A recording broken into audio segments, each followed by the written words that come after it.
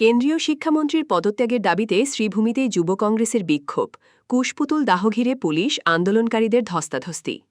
কেন্দ্রীয় শিক্ষামন্ত্রী ধর্মেন্দ্র প্রধানের পদত্যাগের দাবিতে এবং দিল্লিতে ছাত্রছাত্রীদের ওপর পুলিশের কথিত লাঠিচার্জের প্রতিবাদে বুধবার শ্রীভূমি জেলা যুব কংগ্রেস জেলা কংগ্রেস কার্যালয়ের সামনে ধর্ণা ও বিক্ষোভ কর্মসূচি পালন করে। বিক্ষোভে অংশ নেওয়া যুব কংগ্রেসের নেতাকর্মীরা কেন্দ্রীয় সরকার ও শিক্ষামন্ত্রীর বিরুদ্ধে বিভিন্ন স্লোগান দিয়ে ক্ষোভ প্রকাশ করেন। তারা অভিযোগ করেন, দিল্লিতে শান্তিপূর্ণভাবে আন্দোলনরত ছাত্রছাত্রীদের ওপর অযৌক্তিকভাবে পুলিশি বল প্রয়োগ করা হয়েছে, যা গণতান্ত্রিক অধিকারের পরিপন্থী। কর্মসূচির শেষ পর্যায়ে আন্দোলনকারীরা কেন্দ্রীয় শিক্ষামন্ত্রী ধর্মেন্দ্র প্রধানের কুশপুতুল দাহের চেষ্টা করলে শ্রীভূমি পুলিশ তাতে বাধা দেয়। এ ঘটনাকে কেন্দ্র করে পুলিশ ও আন্দোলনকারীদের মধ্যে কিছু সময়ের জন্য ধস্তাধস্তি ও উত্তেজনাপূর্ণ পরিস্থিতির সৃষ্টি হয়। পরে পুলিশ কুশপুতুলটি জব্দ করে পরিস্থিতি নিয়ন্ত্রণে আনে। তবে কিছুক্ষণ পর পরিস্থিতি স্বাভাবিক হয়ে যায় এবং কোনো অপ্রীতিকর ঘটনার খবর পাওয়া যায়নি। যুব কংগ্রেস নেতৃত্ব দাবি করেন, শিক্ষার্থীদের গণতান্ত্রিক আন্দোলন দমনের উদ্দেশ্যেই দিল্লিতে পুলিশি পদক্ষেপ নেওয়া হয়েছে। তারা ঘটনার তীব্র নিন্দা জানিয়ে কেন্দ্রীয় শিক্ষামন্ত্রী ধর্মেন্দ্র প্রধানের অবিলম্বে পদত্যাগ দাবি করেন এবং শিক্ষার্থীদের গণতান্ত্রিক অধিকার ও মত প্রকাশের স্বাধীনতা নিশ্চিত করার আহ্বান জানান। আমি যুব কংগ্রেসের উদ্যোগত আমার কংগ্রেসের গোটে উইংসে ডিস্ট্রিক্ট কংগ্রেসতকে আরম্ভ কৰি NSUI যুব কংগ্ৰেস সকলো শাখা সংগঠনে মিলি আজি আমি এখন প্ৰতিবাদী কাৰ্যসূচী হাতত লৈছোঁ। আপোনালোক সকলো অৱগত যে কেনেকে দিল্লী যন্তৰ মন্তৰত দিল্লী পুলিচে ছাত্ৰ ছাত্ৰীসকলৰ ওপৰত নিৰ্মমভাৱে লাঠিচাৰ্জ কৰিছে। আজি আন্দোলনৰ সুৰবাদ সকলোৱে আপোনালোকে জানে যে আমাৰ সুনামধন্য সাইণ্টিষ্ট স্যাৰ সোনাম ওয়াংচুকে এখন আন্দোলন ৰচনা কৰিছিলে, যেটো হৈছে নিটৰ পেপাৰ লিক লৈ।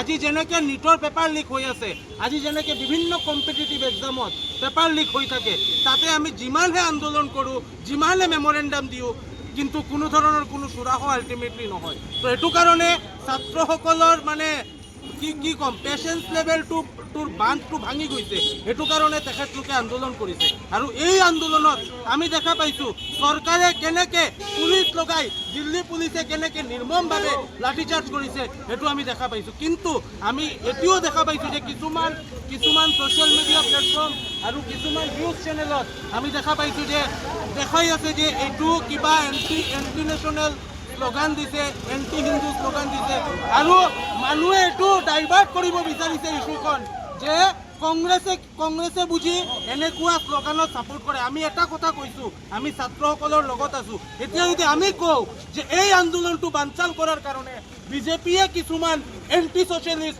পঠুৱাই দিছে আমাৰ আন্দোলনটো বানচাল কৰাৰ কাৰণে, সেইটো কিবা ভুল হ'ব নেকি?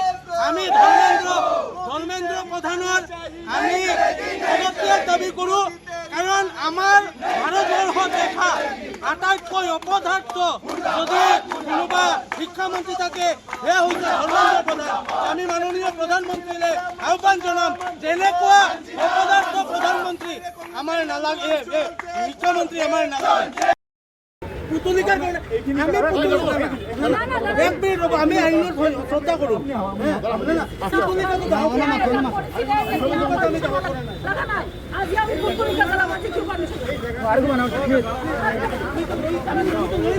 আপোনালোকে তাৰ আগতে আহি আমাৰ পৰা লৈ গ'লে, আমি আজি গণতান্ত্ৰিক দেশত যদি পুতলিকা দায় কৰিব নোৱাৰোঁ, আমিতো মাজত গ'লোহেঁতেন। আপোনালোকে তাৰ আগতে টান মাৰি লৈ গ'লে, আপোনালোকে কি কথা আছে?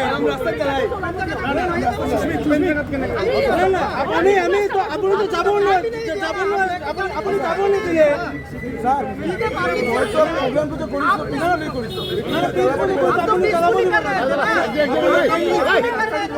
এনেকে যদি পুলিচে